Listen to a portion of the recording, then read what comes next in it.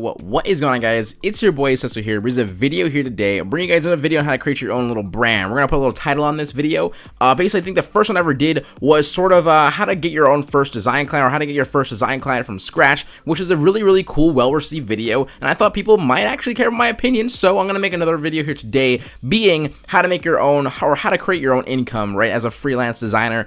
And the reason why I use the word income is because I want this to be for people who really choose to like stick with this and really understand it, not just kind of like, you know, make money here and there, which is fine, right? That's what a hobby is called. But some people want to really do this, and like for myself, I'm gonna tell you guys my shared experience and how I can create my own good income.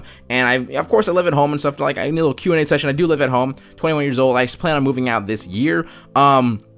So it's kind of like, it's just one of those things that I feel like I should just share and just kind of give you guys my little, you know, trip down the memory lane and how I sort of build the brand that I have today, and how I'm able to sell things online today, and how to basically get a couple dollars in your pocket while doing that as well. So I'm going to start off, right, with pre-made designs. Now, pre-made designs, you guys all know, that are basically like pre-made designs that you create on your own time, and it's a great method of practice, and it's also something that's really cool to think about, right? Some people don't think about it like this. Some people think about pre-made designs as something that they just do to make money for, they sell it, and they sort of just leave it being that only. But the way that I look at pre-made designs personally is progression. I feel like it's a very cool way to show your audience that you might already have, or that you're trying to build yourself, your sort of fan base, the word progression, right? You want to see progression. They can see progress. They can see sort of like a reason as to why you charge things. I would call it, not the word reason, but I'd probably call it the word proof of like concept of like why you price the money you do. I think that's a way to put it. So personally, I do have a sort of like little November to January 8th of 2018, basically like the most recent mascot that I've done, and also one of the first ones I've ever done as well. So personally, I think you can see a very big difference in change of quality. You can see it in change of quality of line work, color, and the reason why I did this, and I want to just show you guys really quickly, and also kind of give you more of a further example, is because, for one, of course, I know some people might not know the culture of like logo design, or even know the premise of, you know, what a mascot really is. So they might not really be able to see how we see it, like a difference between, you know, from November 20th to January 8th. They might not really see what the reasoning or what the differences are, but someone who's a little more trained, and they might understand it, and that's kind of like why I put this in here. So if you guys want a really quick example for those individuals, if you look at the November 20th one, you can see my line work and my colors are very bland. They're just very simple yellow, white, and black, and as well as the line work itself, meaning the black lines that you guys see are not really detailed, and they're not really sort of, you know, exaggerated, or don't have any kind of character or style to them. And then you can slowly see the transition between April 21st. You can see more of a I would call it just like negative space being used, but as well as I also realized that my perspectives were really kind of off in a way as well.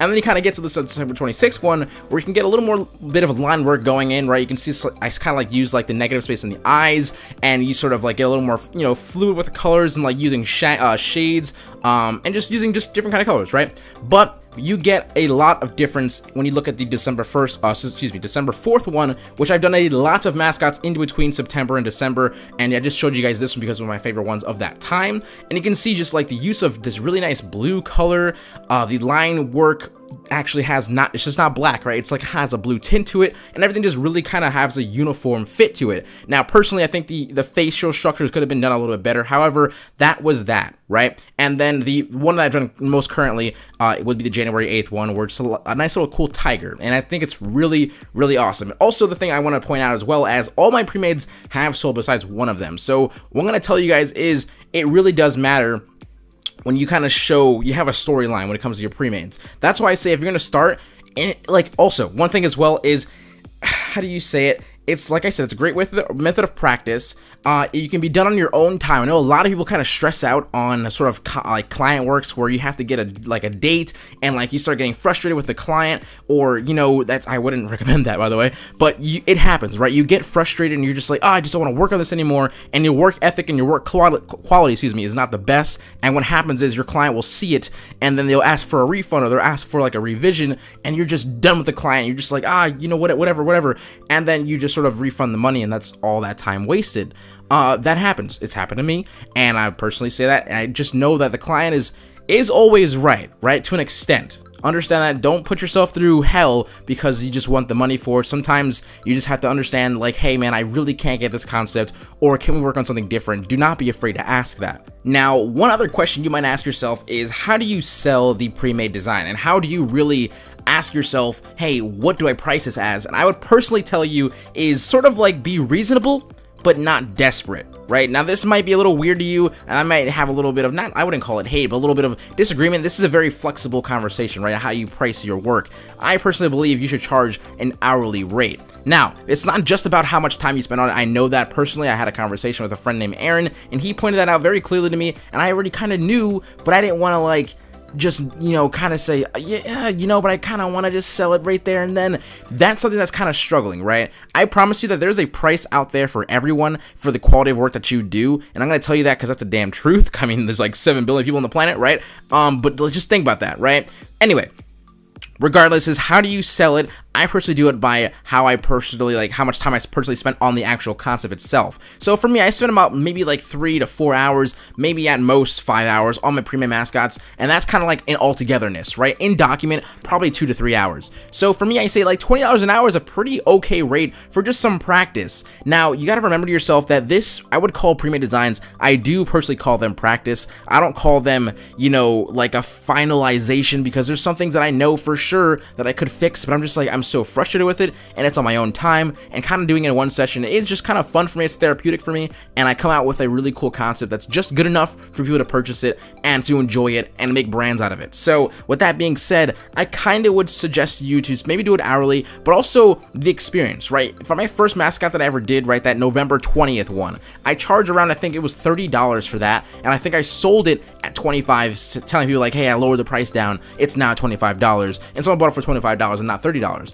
The one I've currently did for the Tiger one sold for $70, which is pretty dang good. So there is that difference of timeline and in between each two. If you didn't see the difference, they were big differences in how much they cost. Now, some people nowadays will tell me like, hey man, you charge so much more for your logos, but I personally do believe that it's being reasonable as well. I know how much time I spent on it. I know how much time that I chose to sort of, I would say how much I sort of paid attention to things I knew I wanted to do, and rather than fix, there are those things, and that's what I mean by being reasonable and not desperate. So that was kind of like my way of kind of like covering how I say that, right? But as well as being incredibly honest. So if you find yourself doing a pre-made design, and like whatever it actually might happen to be, it does not have to be a mascot logo. Make sure you understand that. It could be something like, I don't know, something crazy as logo marks. I know in the past I've done logo marks as in just like random letters of letter A's or letter C's or whatever my favorite letter was, just trying to like find, I see people call them like, you know, let's just say S logo exploration, right? There's those little things called explorations, and then some people might really like your little random logo mark, and they might say, hey, how much do you want to charge for it, you know? Those are things that do happen to people, but they don't really call themselves probably like, you know, pre-made designers or something like that, right? They just sort of like make something, tweet it out, and then if someone happens to say, you know, otherwise, like, hey, can I purchase it? They can purchase it, right? But if you put the words, you know, hey, pre-made design on this, or up for sale, DM me if you're interested, or email me if you're interested, that might actually bring the interest of people buying it. They might actually look at it through their timeline and say, oh my god, this is super cool, I wish I can have it, because you don't even have like that little bit of information that might be actually purchasable. And that's just something that someone from the outside perspective saying to themselves, hey, they're so interested in your design, they ask for someone, or they ask themselves if they can purchase it from you. That's something that's really cool about like sort of like designs overall. It catches people's experience, and they might actually really fall in love with it. So please for the love of God, if you want to be a pre-made designer or sell your designs, maybe just put that little interest in there so people just know that is available and is a thing to do.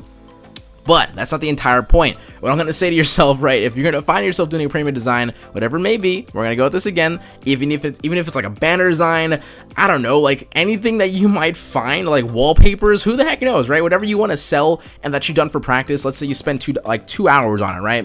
Let's just say you charge, I don't know, $10 an hour on it. Let's just say your practice was worth $10 an hour because of my experience and whatever other tax you want to put on it, right? So you're going to say, all right, I'm going to sell this mark for $20, but then you got to put like I said, experience. So we'll call it experience tax. Let's just say, well, why not just add like half of an hour worth in there? So now it's $25. Now let's say, how good is the concept and how great do you think other people would find like really cool interest in it? I don't know, like think about it as in an animal, right? How many people want like an animal of an ant? right? I don't know if I sold a mascot ant logo for, I don't know, like $50. Is it really going to sell?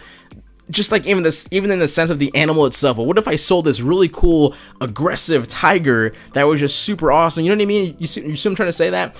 So maybe if it's a really cool and attractive design that you know for sure that so many people will be super interested in, maybe bump it up even right there and then, right? That kind of like gets rid of the people who want it just to have it, and also gets the people who really want it to grab it from you. And like really, you want your work to also be out there, right? You want it to be something that someone else sees, that way someone else can get a client from you, and that will help like sort of progress the income that you might actually end up getting. So out of like all the ways to make money as a freelance designer, I would personally say pre-made designs happen to be one of my favorites because it works for me, and that's not saying it's gonna work for you or all the above. It might actually just, I don't know, who the heck knows, maybe you might find your love and passion doing work on your own time, not having clients. I mean, clients should, please, for the love of God, take clients as well, but I'm just saying, right, doing work on your own time for practice is a lot more fun than the pressures of having someone else's opinion. Like, I don't mean that in the sense of like clients are the worst thing in the universe, no, but I'm just saying practicing is kind of fun, right? And also I would say to the people who are out there who are just watching this video for some reason that are trying to figure out why designers might price their work so quote-unquote expensive, is because you're paying for their experience. Experience is expensive. There's that thing, right? There is that level of, you know, how much time someone might have spent on something, how much detail that whatever you might be looking at price-wise, you might not understand because your eye is not even the word of trained, but it's not actually just, you're just not seeing it. It might actually be the word trained. Your eye is not trained to see why things might be priced the way they are, because any designer who saw my premium designs from November 20th, 2016, probably wouldn't say that, hey, it's the same quality of work that you're doing now. So if premium design is probably something you want to find yourself doing, it's something that you probably find interesting, give it a shot. You might not know that premium designs is probably like your future. Who knows? I'm pretty sure there's someone out there who makes a gosh darn living having fun, enjoying what they want to do for practice, you know, sort of making their skills super fine-tuned, just making themselves better out there, who's making a lot of money doing so. So who knows? Maybe that could be you. Now, if something like pre-made designs is not for you, that is okay. If you want to keep your practices safe and just like sacred, and you want all your people to find like the finalist images of the world, the polished designs, there's no harm in that whatsoever. I'm not going to say it's not going to be the best or the worst way of building your brand. I'm just saying showing a little progression here and there is probably a little fun to do for your fans to sort of build a storyline with you, but I'm sure they'll see your progression through your final images as well. So if pre-made designs is not something that you're, I guess, not capable of doing, but something you're not interested in doing, that is okay, because there's way more ways to do so, and there's one other way personally that I like to choose to do it as well. And that way would actually be using a digital store, even your own website. If you might find yourself saying, like, my website's super dull, I want more than a portfolio, maybe make a store and sell your own design assets. Now, what I mean by design assets are sort of things that you probably find yourself using very consistently. You might be creative yourself, that you might have just like really said to yourself, like, this is what makes my design what it is. It might be a cool stock that you might use for lighting. It might be this really cool, weird, quirky, fun, colorful, abstract mess of whatever goodness, but you make it look so good and the final result is so well received through your fans and whatnot, you might find yourself being able to sell that kind of stuff. Now, with that being said, is you should be very honest in what you sell. You should definitely not ever Google any images or anything like that. And this video, by the way, is not trying to call anyone out, but do not sell things that are not yours. Those stocks that you find on Google are not actually yours. Even if they say, hey, it's a free stock, they don't mean, hey, it's free for you to go ahead and sell. You know what I mean? Just be sure you're not one of those people who do that. I'm sure that wave is out there, or not like any no longer in practice. How do I say that? Is no longer in practice, right? No one does it anymore. But if you find yourself doing this really cool thing that people really like, try to share with other individuals, right? You might have just kind of make a little package. For me, that might have been my brush stock. My brush stock was something I love to use brushes in my like final images and my tutorials and stuff like that. People really like that kind of stuff, and so pretty much I said, hey, let's just kind of create a cool pack out of it. So I called it the brush pack, the stock brush pack. Some of you might have it, some of you might know of it, whatever the case may be. It's a really cool pack that I only sold for $5, and it was a very fair price for me, and it's a fair price for everyone else as well out there, because it's over 600 plus purchases, and it's also just something that's really honest and really fun to use. And I would honestly tell you guys to be sure when you're going to sell something, make sure it's yours, of course, but even add a little bit of extra fling to it, right? For me, my brush pack has a little perk to it. So if you do purchase the pack itself, I'm not trying to sell it, by the way, I'm trying to give you ideas, but I'm still kind of selling it in a way. You're probably like, oh crap, this is pretty cool. This is why, right? Because I have a perk to it. So the perk for me was, hey, when I actually, you know, whenever you purchase this, I know for me personally, I think updates are something that should be free, right? And why do I say that? It's just, we're not like, I'm not talking about video games, stuff like that, but you know, video games, like, they have updates that are pretty much for free, and they have DLC that you can purposely buy because it's completely different, right? So I'm gonna think of that in the same way of doing, like, I don't know, brush stocks. For me, I know brushes themselves are trendy in a way. Some lighting brushes might be really cool then, and just not gonna be like cool, you know, in the future. And that's fine, right? So kind of like maybe make an effort to saying, hey, whenever I kind of update my pack, I'll give it to you guys for free as well. And it's not for like giving it to for free, but it's also saying, hey, I'm gonna update my brush pack. So right there, that's a little perk that someone's like, hey, I'm gonna forever get, you know, updates until that person maybe makes a new volume or a new something else that is so much better that they know for sure they have to take it out of that context of having in that first product. Now, I am not saying that's the only way to do it. I'm not saying you have to. The only way to sell something is to make things for free. If they purchase it now, they get something later on for free. No, that's kind of like my way of doing things. I'm not saying that you're not allowed to do that. Go for it, man. Go for it. If someone likes your work, likes the content, the design assets that you choose to put out, then why the hell not, right? But I'm just saying, for instance, for me, the everything pack, where they can purchase one thing flat and they get everything next for free. The reason why I do that, you might be saying to yourself, dude, you're losing so much money. They can purchase for $30 and then that's it. That's all you get right there and then. But for one, be honest with yourself. Is all the things that you're putting out right now, right, going to be the same exact value of next year? Let's use the pre-made examples that I said before, where I said I did that one mascot way long ago for $25, and now I'm charging $70. That's going to be the same exact thing about your store. Later on, we're going to take it down, right? You're going to probably take it down, but who the heck knows? Somebody might be at that level right there and then and can see the progression. So for me, the way I look at the everything pack is sort of like a really big, just a bunch of experience is what I look at the everything pack as. That's how other people look at it as well. And I'm not trying to sell it as well again, but I'm just trying to show you my construction of a product. Now, I feel like you should really, truly, if you're going to want to sell something, put some effort into figuring out what kind of perk or what kind of something you can make it that you're just not selling just the asset itself. Even though that might be good enough, but what's going to push your sales and push the flow and the hype and just keep the hype up? What is that going to be? I have no clue for you, but you probably have an idea. You're just like, holy crap, Cecil, you're just giving me a brilliant idea. And then guess what? Guess who's going to get some money out of it? And it's not just making money, it's just also helping people as well, right? My products are solely to help people as well. Like I just said, it's a big bundle of experience. So whatever your idea might be, put it to use and you might actually make some pretty cool killer income for yourself, support yourself, and then make even cooler things and just be super happy about life, right? That's the whole, that's, what is it called? Like the trifecta? What the heck is it called? Maybe someone knows what I'm talking about. But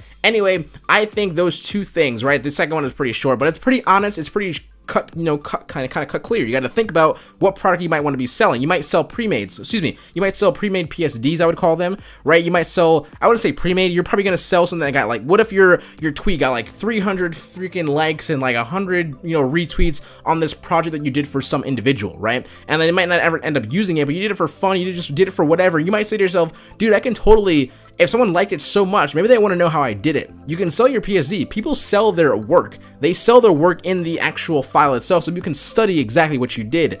Now, if you're going to be one of those individuals who do that, do not be just freaked out or get super emotional about someone using your methods. I mean, you're selling your methods, right? So you can't really push the oh my god, you're doing just, why are you making something that looks just like mine? It might look just like yours, but they're experiencing exactly what they purchased, right? They're studying exactly what you did and they're giving it a shot. So if you're gonna sell your PSDs, do not be I guess you would say offended by someone who chooses to purchase your PSD, work with it, and understand how you do it, and then give it a shot. There's no wrong in that for me, I believe personally, but that does not also mean you can't privately tell them, hey man, make sure you kind of maybe fine tune it in your own way. But thank you so much for purchasing this stuff and yada yada yada. There's this fine lines that I'm not entirely sure how I would say it clearly, but just be sure that you can do something like that as well. But also do not be, kind of like I said, offended by people who choose to use your practices and as their own, right? And you'll see it in some people.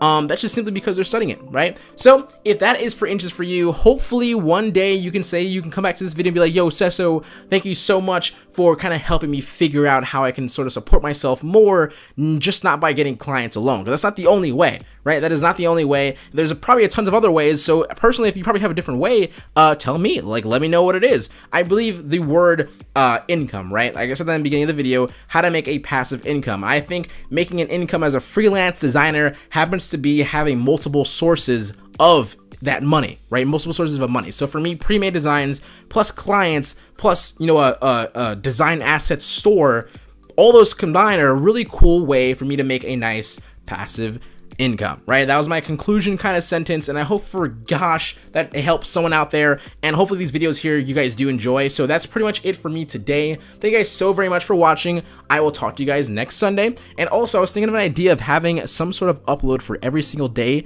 of next month. I'm gonna hint it out there because I feel like I really want to do it for you guys, and it's gonna be about logos, maybe A through Z. You know, hint, if you guys haven't been on my live streams, I've talked about it a little bit. But thank you guys so very much for watching. I'll talk to you guys later. Cesso HQ out. Do not forget to keep smiling, stay positive, and stay freaking productive, guys. Later. Go ahead and go make that passive income, dude. Much love.